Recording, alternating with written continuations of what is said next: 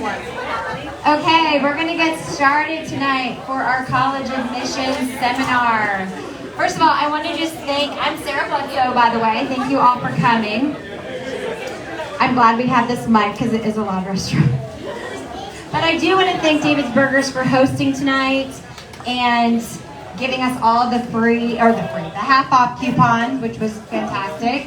They've been a really great supporter of homeschoolers, so I want to plug them for just a second. My daughter works for them. She loves it. They're great at building a team and training leadership, so check out David's Burgers, okay?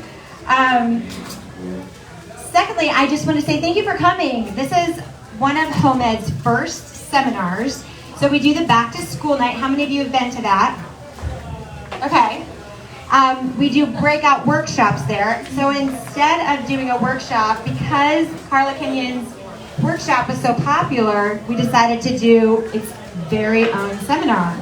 So that's what we're doing. Home Ed also does, really, the biggest thing that they're responsible for is graduation, which is so nice that the homeschoolers get to participate in a real graduation. And they had, I think, almost 50 or so graduate this last year. So it's a big deal. It is a volunteer organization, so if anyone is interested, we are always looking for help. Even if you don't want to be on the board, if you want to help with prom, or help with yearbook, or help with any kind of social media. I mean, you can talk to me afterwards, or talk to Tammy afterwards. We're the two that are here. I think there's some more that will probably be coming. We're Facebook Living this tonight. So if you miss anything, I know Carla has so much information. You can go back on our Facebook page later and listen. We're also going to make the notes available as well on Facebook so that you can view them later if you need to, or show other people as well, because they're very, very informative. Also, in 2 weeks, October 3rd, mark your calendars, we're going to be back here for the half off food from David's. So, woo-hoo. Jose Romero, who has been in and out, is going to be doing a job skills seminar for students 8th grade through 12th grade. Please encourage your kids to come half off David's. You can come with them. He's basically going to be talking about interviewing skills, what to expect, how to apply for a job, what's the process, and also what kind of qualities do employers look for in employees. So it really kind of gives them what they need, some confidence walking into that interview. And Home Ed is really excited to be offering that and partnering with David's. October 3rd, 6:30 to 8, same place. Also for that, members, if you are a member of Home Ed, it's free. If you're not a member, it's just $10. All right, well, let's get started. This is Carla Kenyon. Hello. We're very excited to have her. Carla has been a director of college guidance for 26 years in Texas and in Little Rock. She and her husband have 6 children and 10 adorable grandchildren. She has homeschooled for several years. Her passion is to launch students into their next steps with the tools and help needed to do so successfully. Let's welcome Carla Kenyon.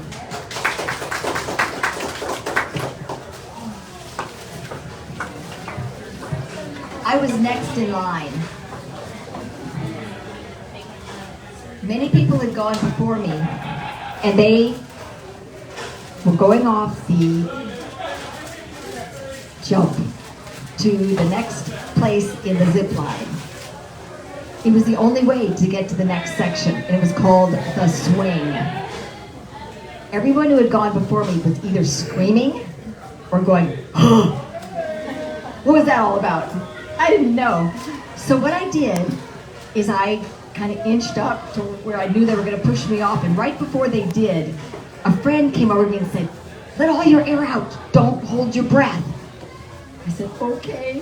They pushed me off literally with their foot, kicked me off the platform, and I went into this big canyon on a swing, and it was actually kind of fun. And there was no, I couldn't believe it. In the same way that this friend helped me to kind of do something that I was really wanted to do. Ziplining had been on my bucket list for, oh gosh, years and years, but I was so scared. But with that help, it really allowed me to have a great time. And so I'm here tonight to help you all navigate maybe some new waters for some of you, and maybe some changing waters for some of the rest of you who've had college students, students going off to college in the past. So with no more further ado, I'll just tell you a little bit about what we're going to do tonight.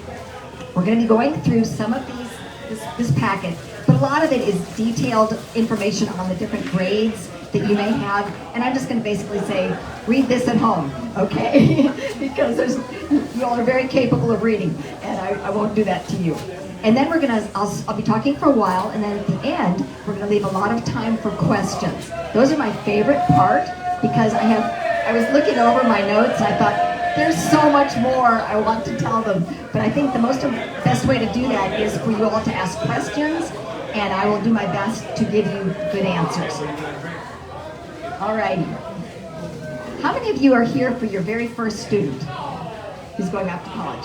Okay. How about your last? Okay. How about in the middle? How many of you have so many kids you're not sure? Okay. All right. That could be. All right. My 3 best friends have 9, 8, and 7 children. So 6 was I just had to do it. So, all right. We'll go ahead and just start into the handbook, into the handouts. And what it is there's a lot of things here about kind of what are colleges really looking for. Before I say too much about that, I would like to see what you guys think. So I'm going to I have 4 packs of these. Let's see. Sarah, could you come help me for a minute?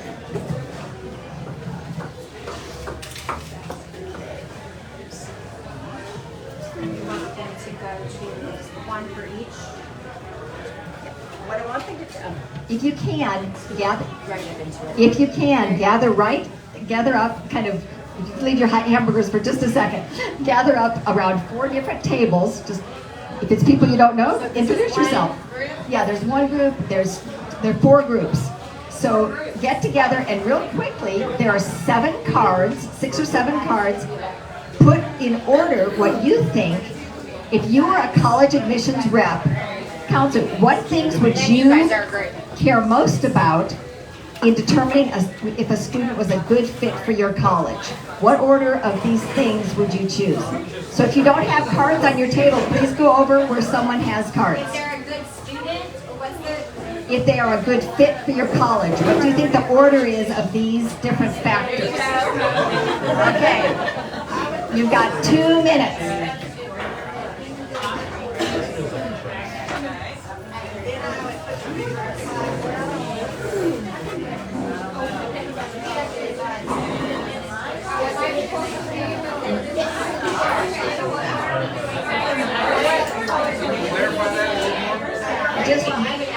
What would be the top to bottom factors that you would care about in admitting a student to your college? What would be most important down to important but not the most important?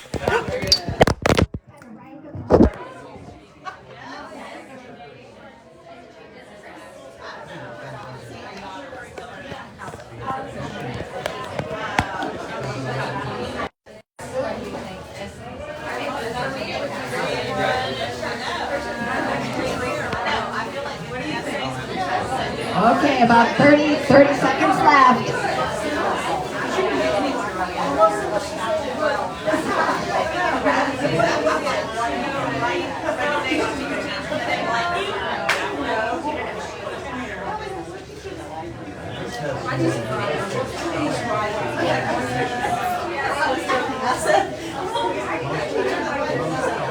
If you want to show what everybody's doing, that's fine. I bet they do.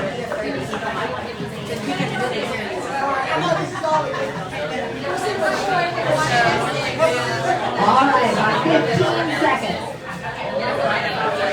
Everybody ready? Okay. I want you to know that I visit colleges every year. I just visited Lipscomb and Vanderbilt up in Nashville last week, and I ask colleges every year what these top things are, and the answers never change. So I'm going to tell you what they are. Okay, you ready? I wish there were big prizes, but there aren't. It's just the knowledge of you're smart. Okay. All right, the first one is rigor in courses. Okay, second one is the overall GPA. Now this is an interesting thing.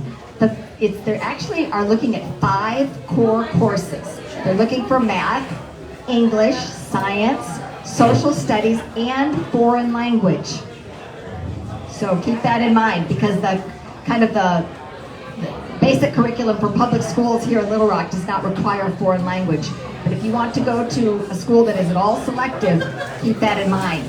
Okay, then next, now this is going to sound kind of weird because, have you all heard the term test optional? Okay, there is a misnomer with that because test optional makes it sound like I don't have to take it.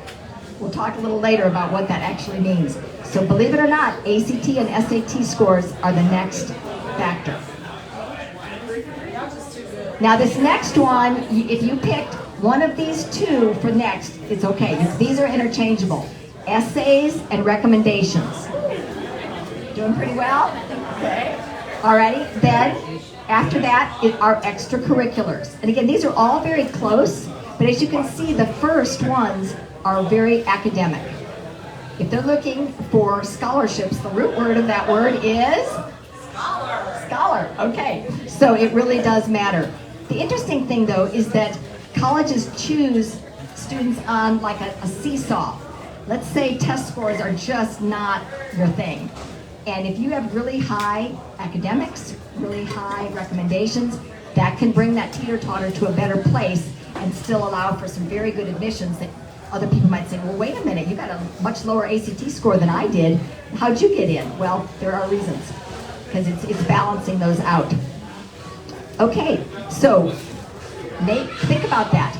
Taking tough courses, then then the other things that come after that, your overall GPA. Sadly, they do not, unless it is a Christian college, which I'm hoping many of you all will go to, but traditional schools do not really count religion courses and things outside of that, PE, that kind of thing. It's mainly those 5 core courses.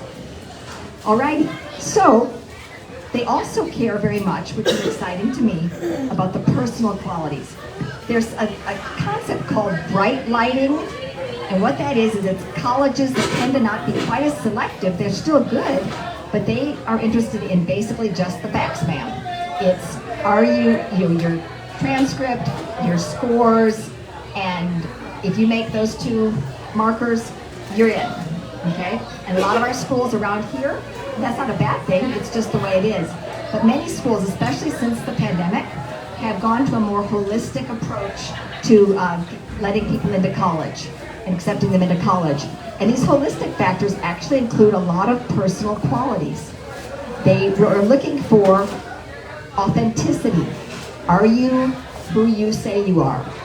They're looking for maturity, resilience. Resilience does not mean that you have something terrible happen in your life and you just go, oh, I'm fine. It just means what resources have you drawn on and what kind of people have you spoken to in order to get through hard things. Because in a room this size, many of you have gone through or are going through very difficult things. And so it's not this idea of, oh, I'm fine. It's very much, how have you gotten through it? How are you getting through it? Then another one is perseverance. Just hanging in there and getting stuff done. Also, there is a curiosity. That's a huge one for colleges. If you're learning something, do you find yourself wanting to learn more? Do you watch YouTube things on it? Do you read extra books? Do you listen to podcasts? All those kinds of things, very, very important to the colleges. Also, your depth of thought. Some of this they can tell through your essay. And so be thinking about that. They're also looking to see if people are service-minded. There's a consultant for the top 20 colleges in the United States, and she says that admissions is a 3-legged stool. It's kind of service, leadership, and academics. All 3 are necessary for a good application. There's also the idea of a willingness to take risks. Are you willing to try some things that are kind of new? And then social responsibility. Do you care for people around you who maybe are not the same as you. So these things are very, very important. Now I know it said that the extracurriculars were kind of at the bottom of that list. These are just the factors that are very important to them. So that is still very important to them. I have this little thing on your handout that says RLCI. And what these are, it's responsibility, leadership, creativity, and initiative. So one more time, responsibility, leadership, creativity, and initiative. Now, question I want to ask you all, and please give your honest answers. Do you think schools are looking for people who are well-rounded or more focused? What do you think? Okay. Got one focused in here and a lot of well-rounded. Okay. Well, you both, being a politician here, you both are really right. But what they really do want to see is students who are deeply involved in certain activities so that they can have a well-rounded class, if that makes sense. So let's say there was a girl who applied to Duke. She really did not have the scores or grades to get in, but she was totally into oceanography, did everything you could possibly do. And they gave her a try because they knew that when she found her passion, she would go after it. So be deeply interested. Sometimes you'll see me kind of going like this. It's kind of what they want you to do is take a deep dive into some varied activities. It doesn't have to be a lot of them. A couple of them are fine. The things that you have done on a deep level, if you've been able to have some leadership in those or taken some responsibility, they love that as well. Now the last one in this one is initiative. This is something that's so great, I think, for homeschoolers especially, because you're not constrained by classroom hours and things like that. There's all kinds of things that you can find to do with your families, with your friends, just as you see a need. There's kind of an expression I love. It's see a need, meet a need. If it's something that God just puts on your heart to do, find a way to do it.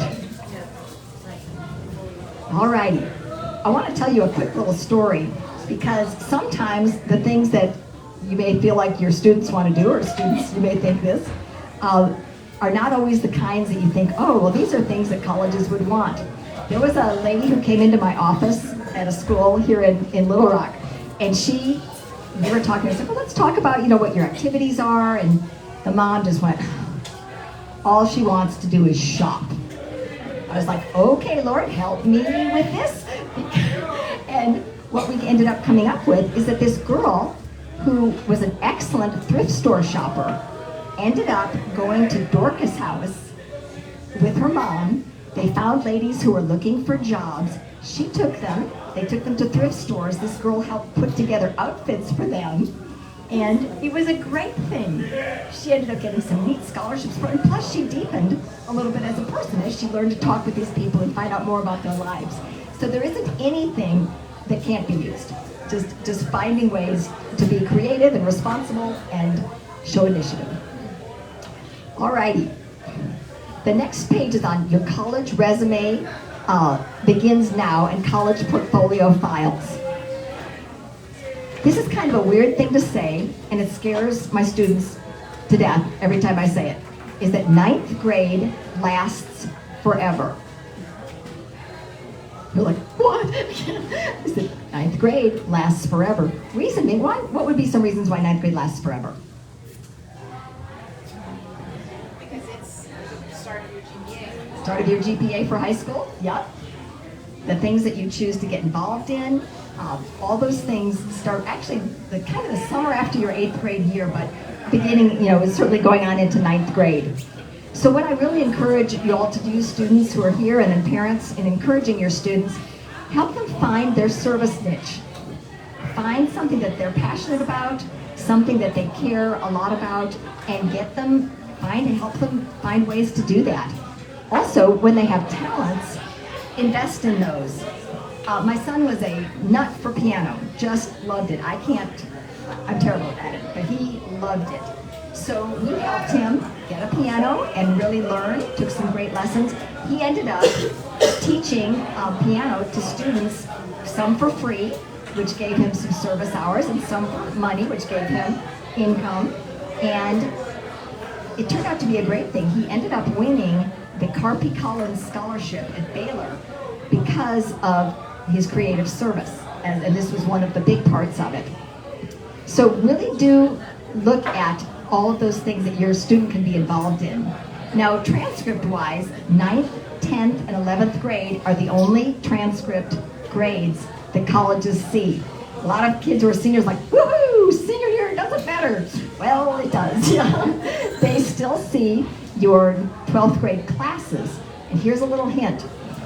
If you are entering 11th grade is probably your most important year. Reason being that if they see that you have had either, you've maybe not started out so well, but you've gone up your junior year, they're going to assume that you're going to continue doing well your senior year. So they kind of give you that.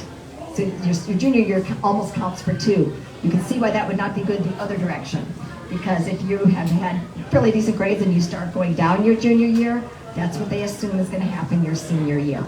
So keep those grades up, keep those studies up. All right, let's go into the grid sheet. It's just a little grid sheet. What this is for is that it's starting with the summer after 8th grade. You have big choices. Choices in your coursework, choices in your extracurricular activities, and choices in your service projects. So be sure to keep track of all of those things. There was a student at one of our college boot camps who had forgotten on his resume to put down that he was president of the sophomore class. And we were kind of like, yeah, that's kind of important. And later on we can talk about, if you'd like, about in essays and in resumes, what are the things that are most important. A little hint on that is you want to use action words and active verbs to start. A young man wrote in his resume, I was elected to, or I was a part of student council from 9th through 12th grade, and my senior year I was elected president. Do you think the colleges ever saw I was elected president? No. They read down the left side, so that's why you want to put your most active involvement, your highest level of leadership, your highest level of impact especially, right at the beginning. So he should have started out with elected president, member of, things like that. So realize they have, sometimes these counselors in colleges have like 200 applications to go through a day. Unbelievable. They have this huge stack. You do not want to be part of, if you're part of that huge stack, you want your essays and your information to stand out. So keep track of all your activities, all your leadership, and then it will become the basis of your college resume. And I've got lots of sheets on resume building and resume, how to present a resume for colleges. It's quite a bit different than a resume for getting a job. So glad to talk with you all about that at some time. All right, the next section I'm going to kind of let you all go through on your own, which is the 9th, 10th, 11th, and 12th grade tasks to do on kind of a monthly basis. The younger ones maybe are more general. The 9th and 10th, 11th and 12th are quite detailed. But you guys can read, so I'm not gonna take your time with that. Alrighty, let's talk a little bit about college fit. What I'd like you all to do is, you probably see those 2 papers on there. I want students to go over, well, students are a little bit shorter, maybe. Students go over to this one under the horse, and parents, this one, and if you'll take your sticky notes, and this is what I want you to answer. Okay, for parents, what would make a college a good fit for my student? What would a college need to be like to be a good fit for my student? And students, what would make a college a good fit for me? So if you guys will do that, take your sticky notes. If you need any more, they're right up here. Parents over there, students over there. Okay, what would make this college a good fit for my student? All kinds of things you can put. Okay, please jump on, write some things down, and then as soon as you know, go put them on that.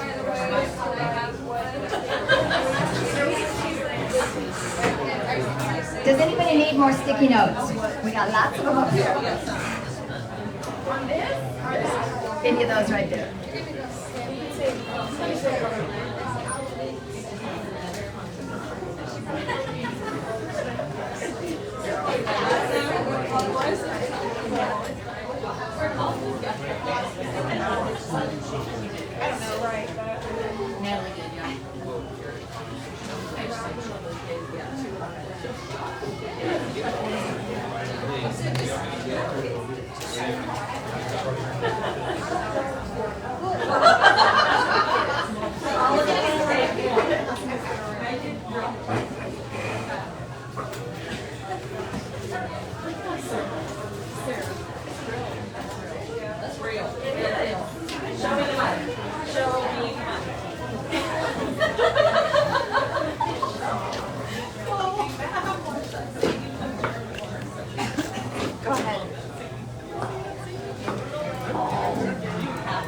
And if some of you all have not signed up on the little sheet, if you would please just sign up with your name and email address, and then at the end, I'd love you to go back and see if there's some services that you would like to continue working on with me.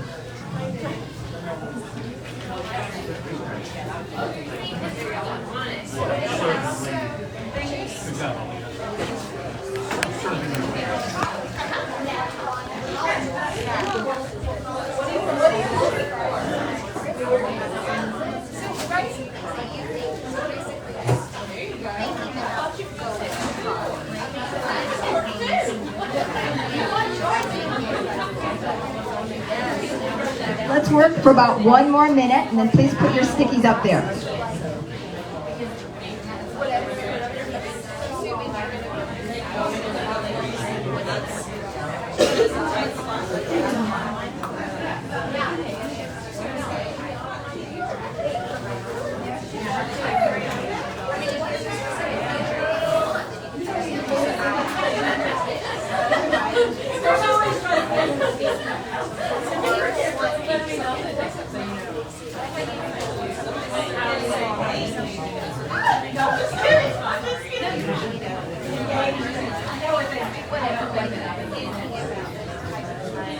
The packet that we're using for tonight will be uploaded later this evening.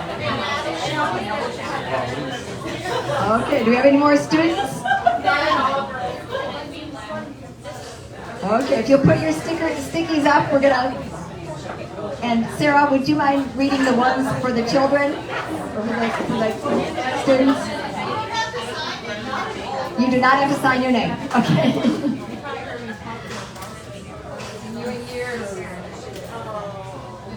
And will one of you over there, after Sarah finishes, will one of you read that list? Would you mind reading that list after she finishes? Yeah, just read them out loud. Okay, Sarah, if you could say, what are some of the things that the students feel like would make a college a good fit? I need my reading glasses. That's not what it says on your notes. A good variety of people. Hard-working, focused, ready. Good student. Offers a degree I'm interested in. Academics, well-known professors, and opportunities. Wonderful, you guys. Well done. And then do you mind just kind of quick going through those? Okay. So there's several that say Christian community, smaller size, safe, not too far from home, fosters independence, affordable. Worldview is on here several times. Community, support for professors, safe, dorm, small student-teacher ratios, opportunity to get involved. Wonderful, thank you. Wonderful summary. Well done, you guys. Thank you. So college fit is very important. There is another handout in there which are some great questions to ask yourself and to ask the colleges about whether a college is a good fit for you. It's just called Keys to Finding a Best Fit College, or a college that is right for me. So just when you have some time later on, please look through those because I think you'll enjoy them. Okay, there's a section in your packet that talks about why a Christian college. I know sometimes at least in Christian schools even, students think, well, I've kind of got that base covered. I don't really need to go on in Christian education. Many of them have transferred to Christian schools after seeing what it was like out there. It doesn't mean that you stay in a bubble. Any college you go to is not going to be a bubble. There will be people, many people there you don't know. You have opportunities for service, and you will see anything in a Christian college that you will on a secular campus. It'll be your choice about where you spend your time and who your friends are, who you become like. Somebody told me once that the friends you make in September will influence who you are in December. So it makes a huge difference to find a good group of people and encourage them in good ways. Good peer pressure is an awesome thing. Alrighty, so let's talk a little bit about testing. Now I'm sure you all have mentioned that you've heard about test optional, but here's kind of a scoop on that. Very few schools are test blind. So what they do is, like at the U of A, great school, they do not require a test score to be admitted. Problem is, you cannot sign up for a class to take without test scores. You cannot get merit scholarships without test scores. And so you should take the SAT and SAT seriously. A good SAT or ACT score will never, ever hurt you. Okay? I mean, if someone's applying to Princeton, like someone just wrote me today, and they're applying to Princeton, and they have a 32, and they wondered if they ought to put that in. I'm thinking that's a no-brainer, but the school starts, their average is a 33. So, we talked about some of those other factors on the seesaw, and they decided to send them in, because she's a very strong student in many other ways.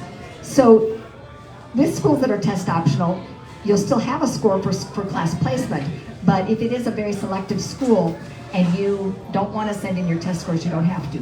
But students, seriously, the great thing about studying for the ACT or SAT is that it has things on it that are part of your first and second year of college. It's not wasted. It really is, the skills really are ones that you'll use. The thing about testing, though, that's interesting is that people feel like they've got to be brilliant in these different areas to do it. Especially like in science. You all who have taken it, and students, how many students here have taken the ACT or SAT? Okay, a few of you all have. Alrighty. You probably remember on the science section, it has this little tiny writing that says, no prior science information is needed. So, what they're doing is they're having you look at, to learn how, are you a good estimator? And also, can you read graphs? You get those two skills down, you're going to do fine, really well on the science part of the test. And there are ways to practice for the others. There really is evidence that test prep does help. It's kind of like walking into a new situation. You don't know the guidelines, you don't know the format. So sometimes getting an idea of what those things are can really help you get familiar with it enough to where you can really do your best. There also are some strategies in knowing how to do it. I think I put on each of your tables, and again, no pressure on this, just going to mention it. We are having an ACT prep class at Baptist Prep, which is, most of you I think know where that is, and it's going to be on October 2nd and October 9th. I know those are Sundays, and some people do not want to do anything on Sundays. I completely understand that. But we kind of took a poll of all the people we knew, and they said the only time we have is after church and before night church. So they were just two times they were willing to do that. So if you are interested in that later on where you signed up with your names, What yes. time is that? It's from 1:15 to 5:15. And it's just those 2 days. An interesting thing about it is I asked one of the teachers how well has this really worked? And he sent me some pretty amazing statistics. There were some kids from Baptist Prep who went from 28s to 33s. There was a student who went from a 20 to a 28. There have been other students who hadn't taken it before at all, ended up with 27s and 29s. And then this one student from Robinson who didn't even speak, he's not a native English speaker, with the things that she learned, she went from a 23 to a 30 something in her English part and her reading part. So it's lots of good things can happen. It's like anything else though, what you put into it is what you get out of it. Any kind of prep that you do, really do take it seriously, because it can mean a lot of money. I know up there was one of the things were affordable. That is a huge thing. Yes. How much does it cost? It's $90. The 2 classes? Yes, 8 hours, 8 hours. It should, if you got one of the peach, kind of pinky peach sheets, it has that on there. So it's pretty good price. Maybe $11 an hour, I think it is. But do some kind of test prep. If this is not convenient for you or conducive for you, do some kind of test prep. ACT used to have a thing called ACT Academy, which was free, but it no longer has it. You can go on the ACT website and they will give like 2,000 questions, literally, that are ACT questions, but it's not as organized as it used to be. There are different ACT books. There's an official ACT book that does have some real tests in it. For the SAT, they use, how many of y'all have heard of Khan Academy or Khan Academy? Okay, it's for all kinds of subjects, but they have wonderful training for the SAT. If you have taken an ACT and it's maybe not getting you where you want to go, consider strongly taking an SAT. The way it turns out, 1/3 of students do better on the SAT, 1/3 do better on the ACT, and 1/3 do exactly the same. So one of our sons was doing very well on the ACT. He got a 30, and we were like, this is great. But he really wanted to be, to have a higher score than that for scholarships. So what he did is he took an SAT one time, and it came out, they have a little chart that compares the two with a 33. And we're like, you're done, good, all done. So it really can make a difference to try both tests and see which one is better for you, okay? Alrighty, so now campus visits and college rep visits. Probably the college rep visits won't be as typical unless you have any come to your to the home ed group. But campus visits, maybe sometimes when you are on the road, there's all kinds of lists of schools that are on I-40 heading east or I-30 heading west. And if you can, when you're on vacation or whatever, look at some schools just to kind of get an idea of what they're like. If you are interested in some schools and it is your late sophomore, junior, or senior year, find some of your colleges of interest and see if you can go visit them. If you're like, I cannot make it to New York University or to Wheaton College in Illinois, they have this is one blessing of the pandemic, they have very good virtual visits now. And the key to these virtual visits is this: be sure you sign up with a username and a password. Normally as Christians, we don't like to be tracked at all. But this time is a good thing because they can tell when you get on the website for anything, to check on information, to check on their sports, to check on whatever, and that all counts for what they call demonstrated interest. Demonstrated interest is very important to a lot of colleges. Some colleges say, we don't care, but most of them do. And so even if you can't get to the school, do what they call their virtual engagement, and it will count as much as an actual visit, and it's a lot cheaper. So it's probably a good idea if you've narrowed it down to 2 or 3 schools to visit those schools personally. A lot can be learned from being on a campus, especially if you pray ahead and just say, Lord, please show me where I'm supposed to be, where my child is supposed to be. It's amazing. Sometimes things look great on paper, and you get on the campus and God just puts experiences in front of you, you're like, no. Or it could be the other way where you're like, I don't know about this place. And then you get there and you're like, oh yes. So there are lots of things about that. So do check into campus visits. And there are some things in your packet that talk about successful campus visits. There's a little list of things to see and things to do. And it doesn't mean you have to do all of them, but I don't know about y'all, but I like a list to work from. Even if I don't do it all, at least I can miss some instead of going, oh, I forgot to do that. So check those out. And it also has a little chart. I love charts because that's just how my brain works. It has a chart on you put the college name and then you can compare it in all these different areas. Sometimes the information will be right on their website. Some of it will be from a virtual or a personal visit, and it allows you to compare side by side what these colleges are like. I don't know if any of y'all parents have looked at houses, and you're kind of like, oh, where was the place that had the double oven? I can't remember. This is kind of like that for colleges. Where was the place where they had the new science lab or the new chemistry lab? And it helps you to remember those things. Okay, there's also in the one colored sheet in your packet is called U Science. How many of y'all have heard of aptitude testing? Probably a lot of you, yeah. It's different than interest testing, because interest testing is kind of how you feel at the moment. And I don't know about y'all, but there's some days I feel like I am a rocket scientist, and other days I feel like I should be in a closet and being fed through the door, because I feel like I have no brain at all. What this does is this actually takes work samples and allows you to do these to show your aptitudes. Aptitudes are things that are relatively easy for you to learn, and then they also combine interests to find out what your interests are, because there might be somebody who would be a perfect pilot and he's absolutely scared of heights. That would not be a good profession for him. So it gives you a lot of things.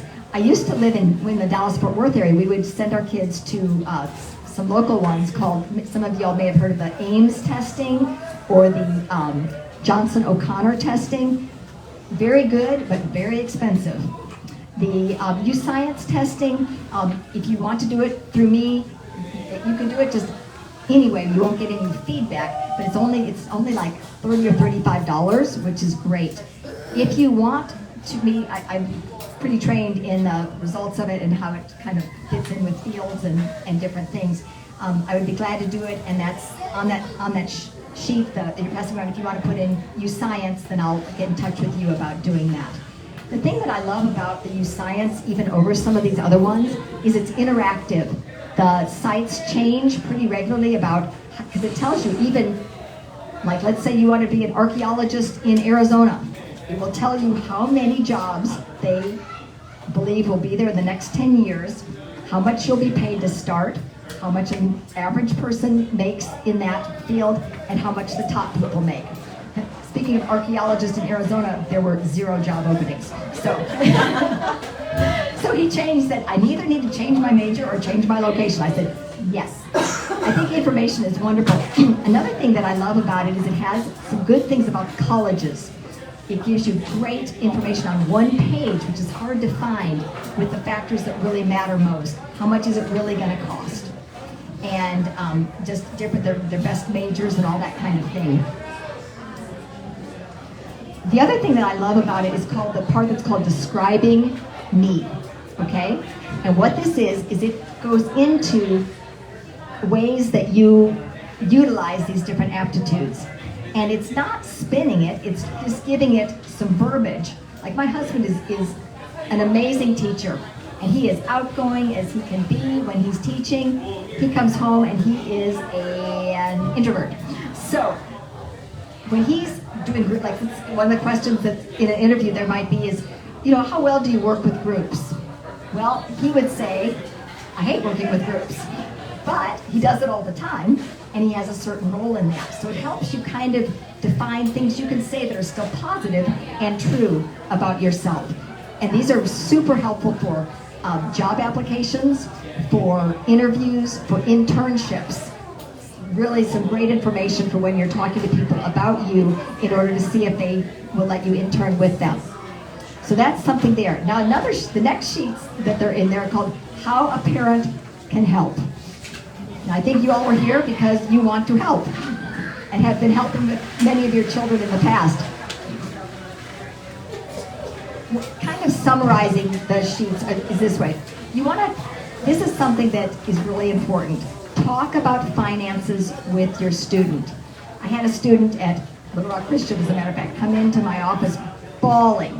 This was in April, and she said, my parents aren't going to pay a dime for college. And I said, would you mind if I talked with them? And she said, no, but it won't do any good.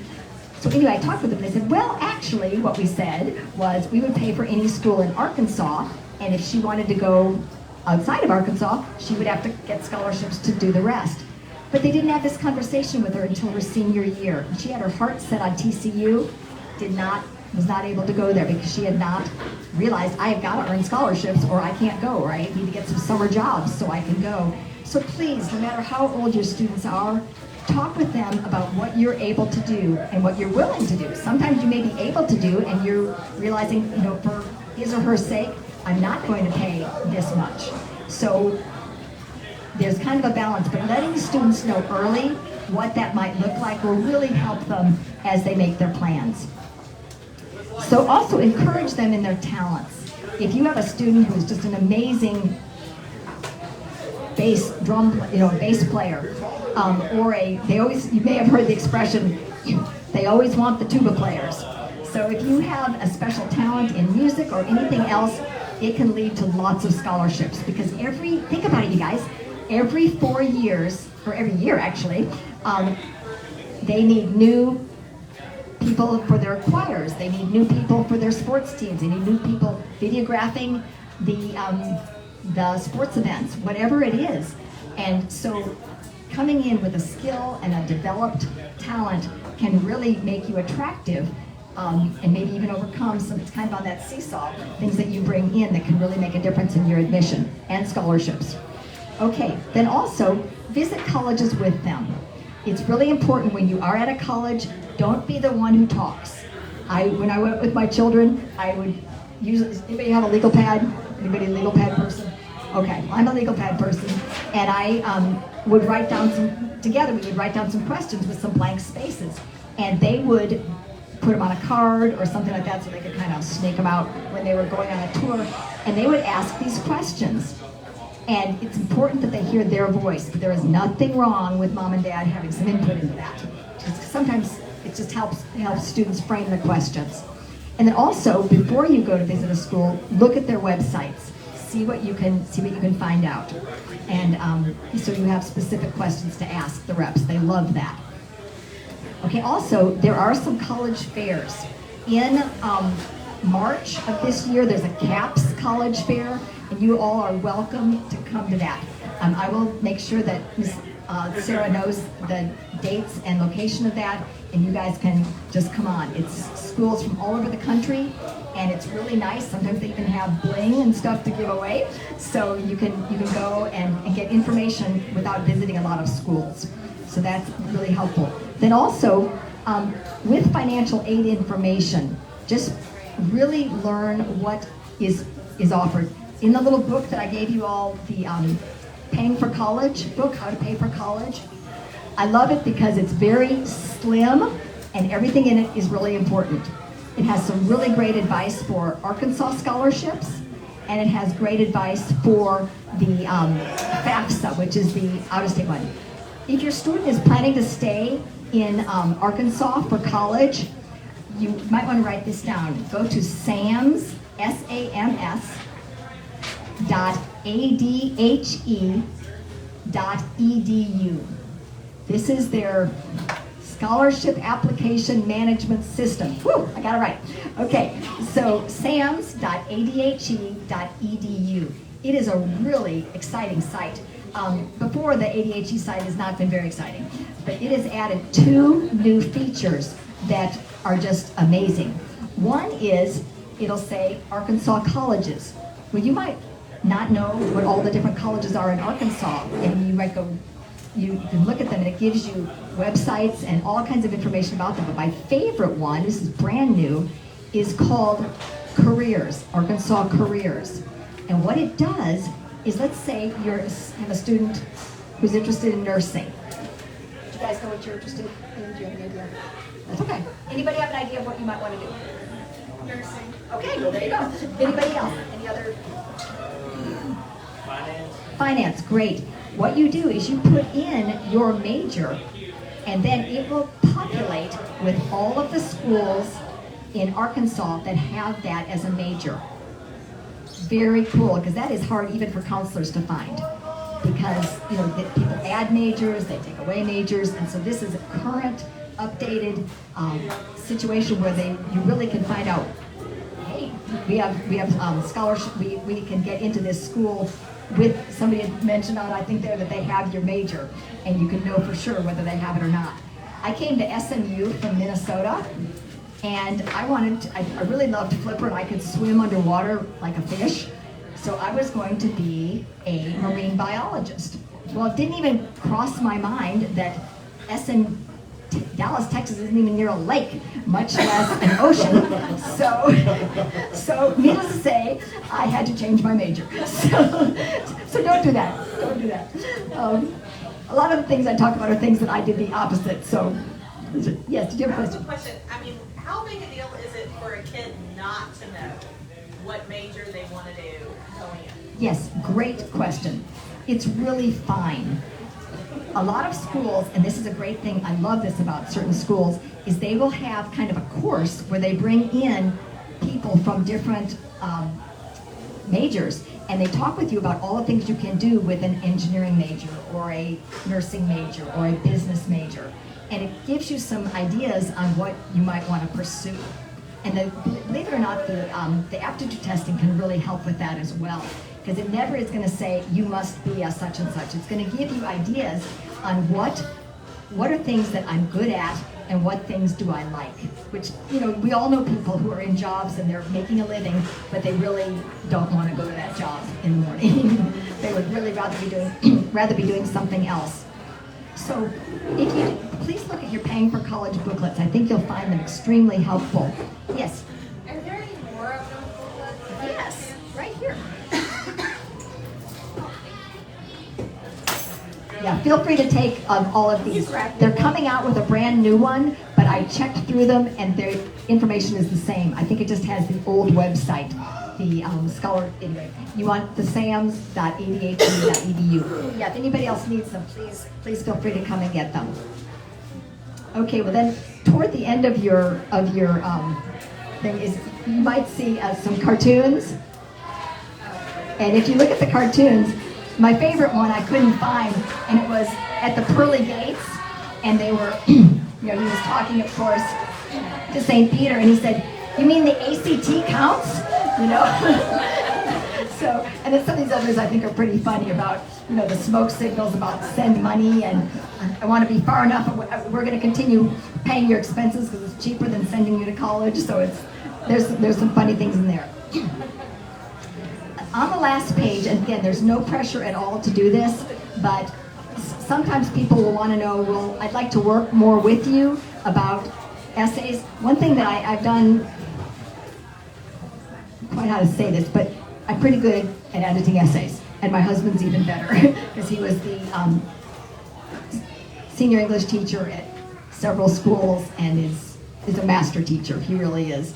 And we love helping students find their dream schools, and it doesn't mean it's a school with a big name. It means getting money for the schools you want to go to. So I'm just as excited about getting somebody at UTulsa a presidential scholarship, which is a full ride there. Oh, you think UTulsa, did you go there? I went to University of Tulsa. Yeah, love that school. But anyway, it just says on there, and what I've kept the same rate for the last, 14 years that I've been here in Little Rock. And I'm also a Yankee, so I work really fast. So that helps. People are amazed. They're like, slow down. Okay. But if it is something that you're interested in, just keep it in your packet. And at some point, if you want further help on that, on anything, essays, applications, financial aid, ACT prep, anything like that, just let me know, and glad to do that. But anyway, I just want to thank you all for this opportunity. I homeschooled for, the reason I've only been in college guidance for 26 years is because the years before that, I homeschooled, along with those other friends of mine who have the 9, 8, and 7 kids, and others. We had a homeschool group, and we did wonderful things together. I don't know about you guys, but I'm a better teacher when I'm teaching in a group because I kind of have to be better. And so, since everybody was in that situation, the kids got some amazing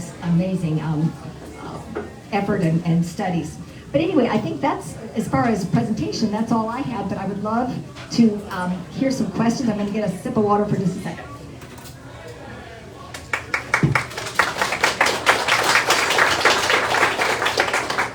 Can I interrupt for just a second? Absolutely. And then give you back the mic to do questions?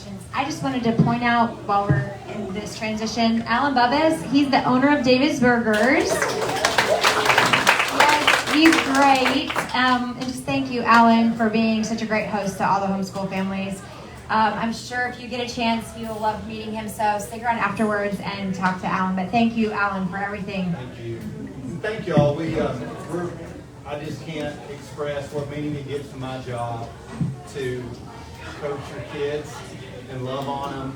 And it's really fun to watch them grow up. Sorry, Eugene. But even today, I was talking to a young lady who's been working for me for about 7 years. Yeah. And she's not doing a real good job of listening to her parents. And so I was just trying to encourage her in an artful way.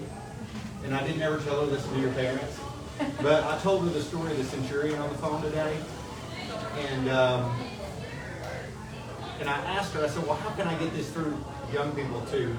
That we're never going to have the power in our life that we really need unless we're under authority. You'll be over those things you're supposed to be over when you're under what you're supposed to be under.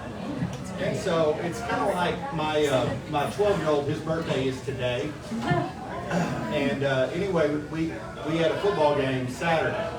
And he's not like me at all. I don't know where he got his genes from, but he is absolutely ripped. Like, we will we'll go to like pool parties, and mamas will like be staring at my 12-year-old. I'm like, yeah. Anyway, I'm just kidding on that part a little bit. But anyway, they're like, what happened to your son? He is just completely chiseled, like ripped up. And so anyway, we go to this football game, and guess what he did with his jersey? He tucked it under his shoulder pads all the way around. Oh, no. So he's running around and his abs are showing. I don't have them, don't just. But anyway, I have asked him not to do that. I said, this is a team. We don't need to draw attention to ourselves. It's not about our glory. It's about the team, right? And so I didn't go over to him and tell him again. You want to know what I did? I went over to the coach and I said, would you please help me out? He just needs to hear from another man what the right thing to do is. And so, anyway, of course, he went over and talked to him, and guess what he did? Shirt came down, no argument, he was happy to do it. But sometimes I want y'all to know you're going to be coaching your kids on something, and sometimes it's just hard for them to hear. But that's why Jose's here. Jose is that coach that you go to, and I am too. The coach that you go to and say, I love my kid, Eugene's doing really good at life, but he's being a knucklehead about this, this, and this. And so I just wanted to say, we're here to partner with you to help you get your kids to have the heart for the Lord that we all want our kids to have. And so we're thankful for you. It gives a lot of some meaning. 30 seconds? You want me? Yeah. Oh, well, I just want to say thank you guys for coming out. I think it's truly a mission that we do here to be able to like serve and be able to show other people how to serve. I think it's given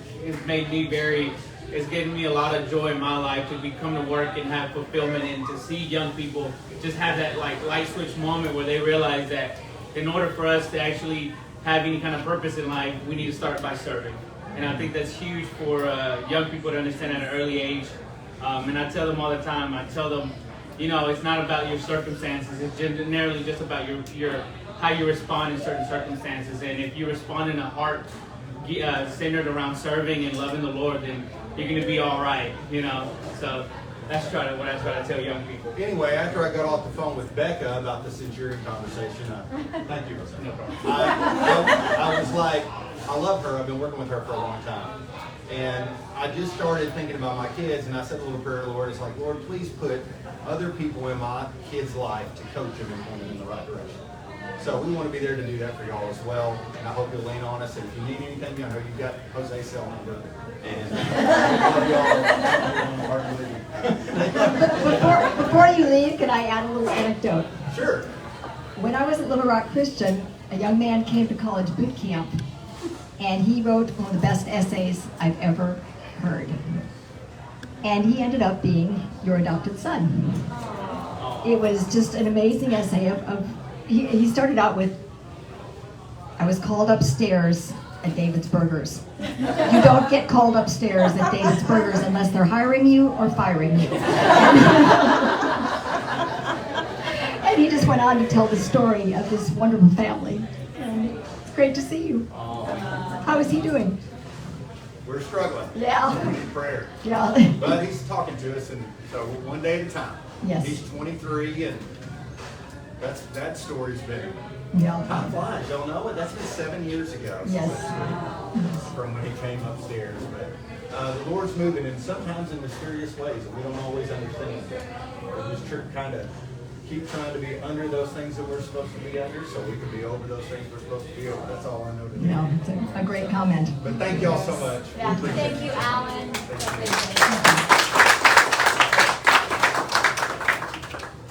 Okay, well, so what are some of your questions? Yes. You were the blessed mama. Gap year, what do you think about gap years? Those can be a really good thing. They really can. It's good probably to have your students continue to take the ACT and that kind of thing ahead of time, maybe even apply to a college, because some colleges will allow you to come in the next year. There was a student from Baptist Prep who did a gap year, but she had already applied to Wheaton and been accepted, and they held her spot for her. They don't always do that, but you've got most of your application work done when you come back from a gap year. But gap year can be a wonderful thing. I think it depends on your student. Did you have a particular one in mind that you're thinking of? Yes. Yep. Can My daughter? Yeah. Oh yeah, yeah. We're thinking of doing a gap year, but yeah, just wondering what the best thing is. Start applying right now. See, I'm starting all this really late. Actually, she's already in 12th grade. Okay. So we're a few college visits, and we're just like wondering, and we're moving overseas as well. So like all that.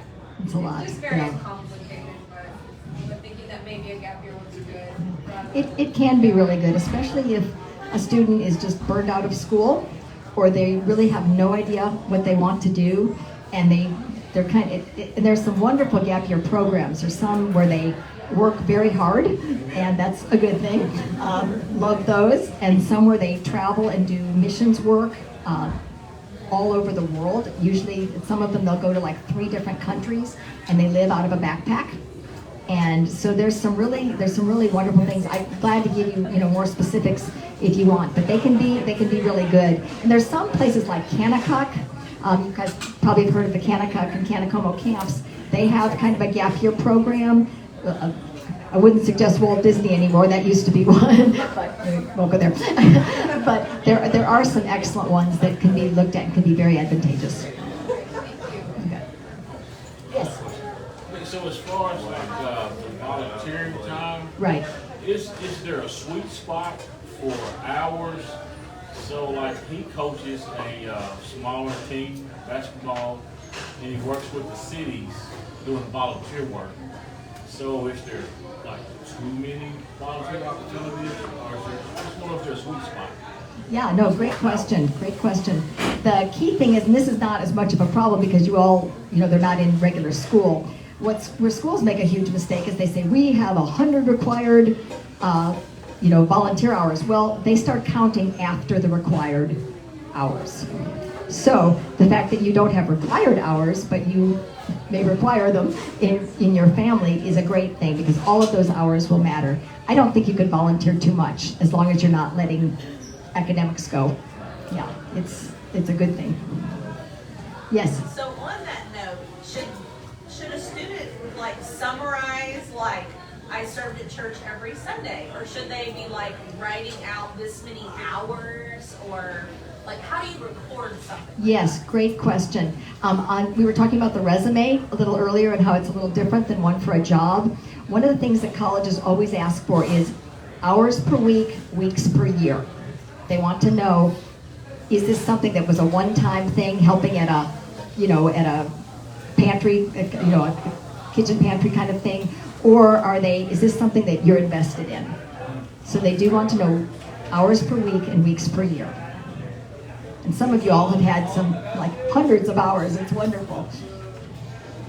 Any other questions, please? Yes. Where should they take the PSAT, and do you have information? Yes. I'm almost positive, and I meant to ask this, but the lady who handles this was sick today. And in the past, I know at Baptist Prep we've had people come and take the PSAT. And what it is she's ordered the PSATs, and however many extra we have, we can give those, have homeschoolers come and test with us. So if you have my card, just call me on there or text me, and I'll find out as soon as, because I really did. I went in there today to ask her, like, Michelle, she's gone. So, but in the past, that has been a part of what we do. I think some other schools will do that as well. You can certainly check with them. Yes? Yes. And if you take a class there, then you automatically get put on their Right. list. So you can say, I would like to sign up to take whatever they offer, and it's included because you take one class. Right. If you're a satellite student at a school or do sports with a school, they should, thank you for that, Sarah. What are some other questions? Yes. What do you think about the CLT exam? Yes, it's actually being, have you all heard of that exam? It's an exam that you can take at home. It's like an ACT or an SAT, and more schools are accepting it, especially it kind of was born during the pandemic, and but it allows students to take these tests at home. They do, they have pretty strict conditions under which you take them, which they should, for them to be valuable. But they, all you need to do is check with the schools that that he or she is interested in applying, and see if they accept that one. Or you can even go on the Google and just say schools that accept the CLT exam, and they'll tell you that. I use that a lot. Yes. In your public schools and private schools offer AP courses, and I'm just thinking overall, it helps the overall GPA and it helps the rigor. How do homeschoolers compete with public and private in that arena? Great question, great question. The thing that's great about it is every school has to either turn in a profile, which is kind of their brag sheet, about we offer this many courses, this many APs, this many honors, our kids have gotten into these colleges, but the homeschool profile is going to be what is offered. And like at our school at Baptist Prep, they don't have as many APs as they do at Central High School, by any means, not even close. And they do not penalize students for courses that they could not get at their school. It is not a bad idea to try to look into, sometimes if you do the rigor and you get some of the practice books for AP tests, sometimes students can pass AP tests never having taken the course. So that can work. But yeah, it is not as big a problem as you might think. And a lot of schools, a lot of colleges have homeschool coordinators. I know at U of A there are 2 who work with homeschool, and also at Vanderbilt where I just was, they work, there are homeschool coordinators who will walk you through that process. And they're very helpful. Yeah, good question, great question. Yes? Sometimes they'll ask for a course description for your course, so you can go into detail in that way, what textbooks you use, and that sort of thing. So that can help convey more rigor in your applications with the coordinators. That's right. That's right. Yeah, good. Thank you. Who else has a question? Yeah. I always like to ask this question. Do you think a student, because there's lots of opportunities to do dual credit and to take club tests and things of that nature, do you think a student, it's advantageous to get a lot of credit to apply or not? Yes. Great question. It's actually changed. My answer has changed. In the past, sometimes schools would, let's say you got 32 hours of concurrent credit or, just placement. What they would do then is change your status from being a freshman to being a sophomore, which meant you couldn't get any of the freshman scholarships. So here are these students who have been very aggressive and very assertive in learning, but I think finally people were like, really? And now they put those courses on the back of a transcript, so you still go in as a freshman and are able to get all the freshman scholarships. So it's, and you asked another part of that. What was that? Is it advantageous or not? Yeah, I think it really is, because one thing that colleges do, and this was new to me, because think about it, if you've been to different schools, they all have different grade point things. And what they do is they completely unweight your application when you get it. Let's say you've had 3 A's and 2 B's and 1 C. Well, they'll look what courses they're in. They'll also look at what, like the course descriptions that you've had. They will completely take that away and add points based on rigor. You get 1 point for certain things. You can get an additional point bump for tougher courses. And some schools even have like a number. Like if you have 96 points, you're in. If you have 95 points, you're waitlisted.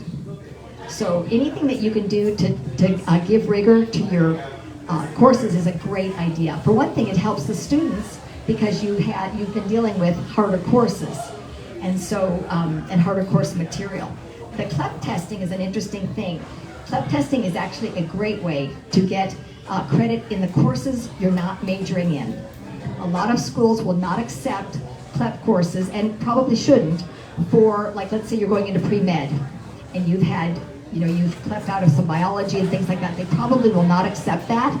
But let's say you're going into pre-med and you've taken some CLEP courses in history, English, maybe math, whatever, and they will be much more likely to take CLEP stuff for that. There's 2 things you can look at when you look at a college website.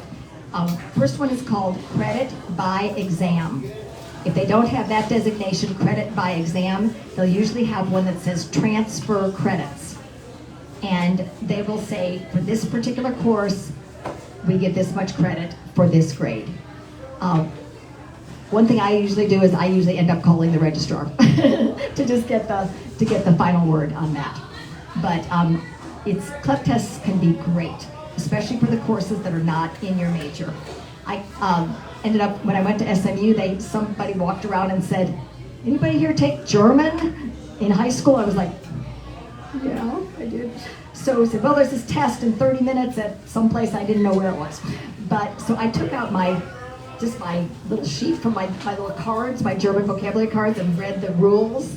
I ended up testing out of 9 college hours of German, which allowed me to take other things I wanted to take. I was able to actually almost triple major, but triple minor in 3 different areas because I was able to have some of these courses out of the way. So if you've got CLEP credit in some of these things, you can really go deeply into the courses you're very interested in or graduate early. Nothing wrong with that. Well, that leads me to a follow-up. So do you think as homeschoolers it's beneficial for us to be putting honors on our transcript, like for certain harder classes? Does that matter? Because some people have told me no, because all the college is unweighted anyway, so it's not like it's a boost to your GPA per se. But then, according to what you're saying, it might show you're taking more rigorous classes. And how, I guess, I don't know what the rules are on when you can put it and when you can't. Yeah, it's probably a good thing to actually ask your college about. If you're just ahead of time to say, I'm a homeschooler, and this is a very tough course. It's using a college textbook, whatever. What do you all do with an honors credit? Because usually what happens when they unweight the transcripts, they do give additional points back for classes with a lot of rigor. The AP and the concurrent and the honors. But it kind of depends, because there's a school actually here in Little Rock, which I will not name, that virtually every course they offer is pre-AP. So they bump up the scores. The kids don't take AP classes, they don't take AP tests, and you think, oh my gosh, this is a brilliant student. Well, it doesn't always work out that way. We had several transfer to schools that I worked at, and they were hurting actually in their coursework. But on paper, so the sad thing is, because colleges get to know that about a school, they just kind of let that go. So, yeah, support if you're going to do honors classes. AP is kind of its own thing. You get the score or you don't. CLEP, you get the score and you get credit without taking another test, which is kind of nice. But just be sure you can support the rigor that you're saying you have. Okay. Some other questions? This is my favorite part. I'd love to hear what you guys have to say.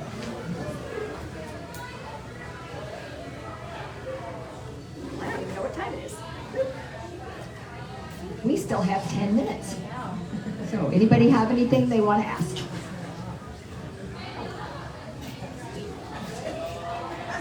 What are some of the colleges, students in here, what are some colleges that you guys are kind of thinking about? Liberty University. Love Liberty. Great school. Harding Okay, Harding? or Hendrix. Oh, I'm sorry, what was that? Hendrix. Okay, Hendrix, okay. Yeah, where else? Okay, anybody have some other thoughts? That's fine. Those are good schools, and you're doing the right thing to find out and research everything you can on the colleges that you're interested in. And visit, if you can visit, some of the schools you all were mentioning are fairly close, not Liberty, but the other ones are pretty close. If you can get a chance to go there, you become, what happens, let's take like 3 of those central tables. That's where all the counselors and the people deciding on admission and scholarships will sit. They have these little committees, and some of them will say, has anybody heard of Josephine Schmidlap? And if everybody goes like, no, well, her application looks pretty good. I guess we'll keep her in the maybe pile. Somebody else might say, what is your name? Aaliyah what? Oh, okay. Oh, that's beautiful. Aaliyah, well, how about Aaliyah Altman? Well, yeah, she's written several times with really good questions, and she's followed through on the things that I've asked her to do, to kind of, when I've given her suggestions, she's followed them. And she's written me a thank you note. Okay, you guys, I'm going to give you my thank you note spiel here. I am a big believer in thank you notes. Get your students some nice cards that they like, or they can even make them. I had a student who actually got into a school in London because they loved her. She did this hand woven thing on the front of her card. I'm not saying you have to do that, but get something that has your name on it or something, and write a thank you note when a college has helped you with something. Might be the financial aid department. Find out the person's name. Be sure you look it up on the website so you can spell it right. That's always good. And then just kind of, thank you for talking with me. This is something, I learned this, and this. I hope that we can continue talking. And that, seriously, even at Vanderbilt, I said, okay, I'm kind of an antique about this, but I tell my students to write thank you notes. And do you know what they do? They either close the door to their office and show you all the thank you notes on the back of their office door, or they look in their files and pull out these thank you notes. Emails are great, but they don't keep emails. They keep handwritten thank you notes. So do think about that. It takes about 10 minutes to do, and you can always get the addresses off the websites, and it is a very, very big thing. Okay. Anyway, I digress. So, what are some other questions?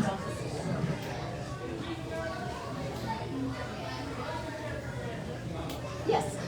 Are you having an SAT or ACT prep class in the spring, possibly? Yes, we have one before the October test and before the April test. So probably in, kind of in March. Would you all like to know when the different dates are for the ACT and SAT? Yes. Okay. The ones that are remaining, there's one October 22nd, December 10th, February 11th. And this one's a change from, the others are just a day apart from the way they were last year. April 15th, June, not sure what I wrote there, and July 15th. I think it's June 10th. Then SAT, yes? Do you know which one is being like sundown, so to speak, so that you can pay extra to get your answers and directions? Yes, good point. Yes, April and June for sure. And December. Okay, April, June, and December. Yeah, she brought up a really good point, y'all. Thank you for doing that. What she means by this is that, a lot of times when you get a score back from the ACT, you got an 18 here and a 22 there, and you're like, what does that mean? I have no idea. And it's because they don't tell you. But on these ones that are, it's not very pretty, and it's just this basically typed out thing, but it will tell you what the questions are and what your answer was. And then there are some websites that you can kind of find out more, like why you missed that. And one of the great things to do is to take those things that you get back and figure out, okay, why did I get this one wrong? because it'll tell you what the question is. Okay, because a lot of times they have things where they, like in math especially, they'll give you a way that you could get off by doing a certain thing, and they love doing that. It is a, sometimes I wonder about those guys. But anyway, yeah. How important is taking the essay written portion of the ACT versus not? Because that's an option. Great question. Yeah, the SAT used to be required to do the writing section. It is no longer. Not very many schools require the writing section. Again, do check with your schools though, because basically if you take the writing section, they go, oh, he or she took the writing section, check. Unless you're going into something, very related to creative writing or, that kind of thing, it's not a very big deal anymore. But do check, because sometimes they just want you to take it once and then it's done. Yeah, great question, thank you. Yes? What were the dates for the SAT? Yes. The SAT is October 1st, November 5th, December 9th, March 11th, May 6th, and June 3rd. And y'all be sure when you do sign up for the tests, go to a test center that is quiet. Mount St. Mary is a good test center. Baptist Prep is a good center. When I worked at Little Rock Christian, I sent all the kids down to Baptist Prep to take the tests. So just be sure it's a place that is well run. Yes? Where the SAT is offered, like what school? That is a good question. I'm not positive. It used to be at Hall. It used to be offered at Hall, but I think it is now. I think it may be offered at Mount St. Mary now. I'm not positive about that, but I believe it is. And all you have to do is when you look at SAT and you're signing up, it will ask you where you want to take the test, and it'll show you what's available. Oh, and y'all, a little hint about signing up for ACTs and SATs. The first time through is, who's done it recently? Anybody? And it takes about 45 minutes to get through the application because they want to know everything about you. Well, the next time you sign up and it asks if you want to change any of your personal information, just go, no, I don't want to do that. And then it will allow you to just go straight down to, all right, how do you want to pay and where do you want to take it? Also, another thing, y'all, if some of you all are in situations where a fee waiver would come into play, that is a great deal, because not only does it give you 4 free ACT tests, 2 junior year and 2 senior year, it also gives you free access to these $200 and something courses offered by the ACT for free. Plus, it often translates into free applications for colleges. Yes? They heard the exhibit, but not the front of it. It's called a fee waiver, and it would depend on your income. And it's getting them as a homeschooler, I would need to find out about. It's very hard. Is it hard? Yeah, it's Very. yeah, because it's not the free lunch program and kind of things that. It takes a very high level of bureaucracy to get. Yeah, I'm sorry about that. It is. We've been given latitude at our school where we don't have a free lunch program because we're a little private school, and so they have just told us if you feel there is need, and so we do give out some each year because there is need. Yeah. Well, I would say with our family, because of our family size and just being in ministry, like we don't have a large income, I looked it up and we qualify based on whatever, because it's like 150% of the poverty level or something like that. And I just called Bryant High School and explained, and she just asked me for a little bit of documentation, and they sent us the waivers. So That is great to I know. called the wrong school. And y'all, I'll check with Baptist Prep too, because we always have more fee waivers than we need. And if that would be something we could help with, that would be great. We'd be happy to do that. So, most of them. All right. Anybody else? Y'all, great questions. Yes. So how many students, aside from Baptist Prep or, Little Rock Christian, do you take, like homeschoolers, to, go through your personal, The college? ACT? No, the college, like writing. Yes. Well, yeah, thank y'all for asking. I work with Baptist Prep, of course, but I also have always had independent clients. I usually have around 20 to 25. And we usually meet at Starbucks over on Cantrell and Sam Peck, and we work on essays and applications and resumes and that kind of thing. So is that a group work or individually? I've not done a group, but there's no reason why we couldn't. Oh, okay. Yeah, usually individually. So just text or call you? Yeah, and if you have my card, just check on that. Yes. Okay. Anyone else? Yes. I feel like I heard about this application, like, is it called the One app or something, where you fill out one application and then it goes to many different colleges or something? Oh, you're thinking about the Common App. That's it. Yes. Oh, y'all, I'd love to tell you. Do we have? Are you guys okay with like 2 minutes? Okay. Common App is really a great platform. I am not very tech savvy, and I can do it. So you guys can too. If you go to commonapp.org, and it'll ask you different things you want to do. But what you do is you fill out a little bit of stuff about information, just information about yourself. And then there's some different tabs that come up across the top. One of them is My Colleges. When you go to My Colleges, it'll say no colleges assigned. So it says add college. You put down a college that is on the Common App. Now, what you can do is you can try a college in there, and if it doesn't go, then it's not on the Common App. Or you can look up on Google and say, is such and such college on the Common App? Over 900 schools are on the Common App, more than you would think. So what you do then is you add that college, and it will immediately populate with what kind of decisions they have. Are you all familiar with the different decision plans for colleges? Okay, they have, the most strict is called early decision. If you go that way, it needs to be a school you probably maybe wouldn't get into normally, and it's like, I'm gonna die if I don't go to that school. Because what happens, you always look at the net price calculator first.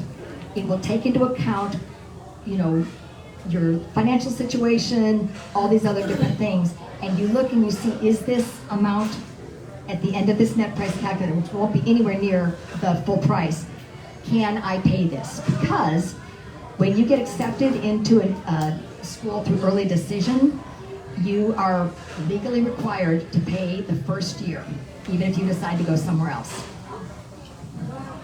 So the next thing they have is I call it the next nastiest, is the early action single choice.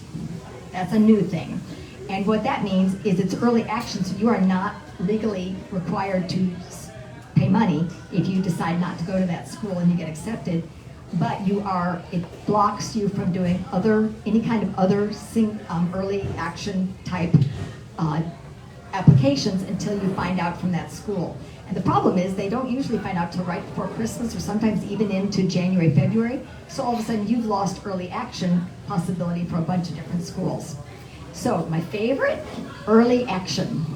These deadlines, a few start October 15th, but almost all of them are either November 1st or November 15th. And what's so great about this is they will let you know either before Christmas or soon after that. And then they will tell you, they'll give you scholarship, they'll tell you what your financial aid package is and everything. And then you don't have to tell them you want to go until May 1st.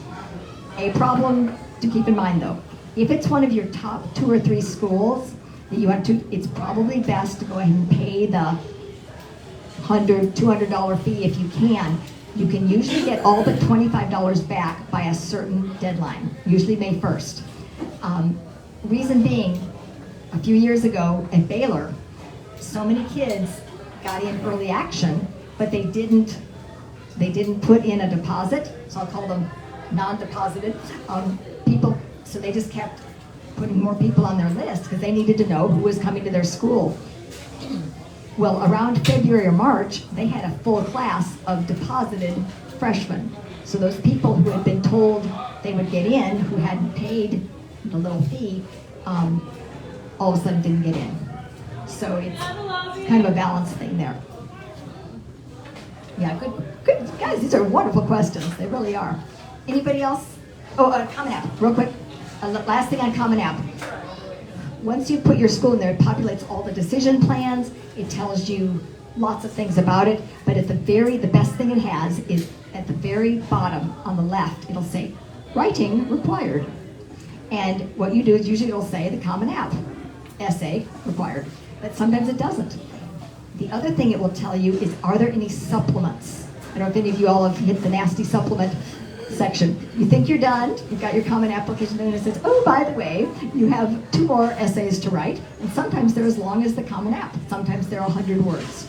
But you know that ahead of time by looking there, and you can put, when I work with students individually, we make out a calendar of when their deadlines are and then what they're going to have done by when, so they're not, working 24/7 at the, before November 1st. So it's that's a great question, but it is a wonderful thing if your school is on Common App, even if you don't end up applying. Anyway, it's worth looking at because it will tell you everything you need to do. Okay. Any other questions? Thank you so Okay. much. Oh, you're very welcome. If y'all would do me a favor, if you could just be sure you signed on the I'm Here page, and then any of you who maybe want to work with me in any of these capacities, just put that in that last column, and I'll make sure and get in touch with you about that. Or if you're thinking about it, just you have my card, just give me a call, and we'll get something together.